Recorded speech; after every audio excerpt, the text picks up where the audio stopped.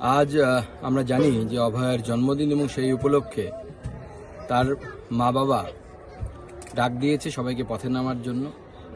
আজকে সেই অভয়ার স্মৃতিতে আমি মহাকুম্ভে তর্পণও করলাম এবং এই মহাকুম্ভের পবিত্র মাটিতে যে ক্যাম্প তৈরি হয়েছে সেখানে একটি আম গাছও রোপণ করলাম। আশা করব যে আমাদের এই সকলের প্রয়াস, ঐক্যবদ্ধ প্রচেষ্টা আগামী দিনে যারা বৃহত্তর চক্রান্তে জড়িত ছিল তাদেরকে আইনের সামনে আনবে এবং উপযুক্ত শাস্তি পাবে। আমরা অভয়াকে ভুলিনি, ভুলতেও দেব না। যতদিন প্রয়াগ থাকবে ততদিন অভয়ার নাম মানুষের মনে থাকবে।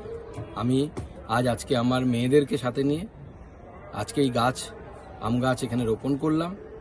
প্রত্যেকটি মেয়ে আমাদের সমাজে, আমাদের বাঙালি সমাজে, বাঙালির ঘরে এক একটি করে সম্পদ এবং এক একটি করে লক্ষ্মী। এই লক্ষ্মীদের রক্ষা করার জন্য সবাই এগিয়ে আসুন।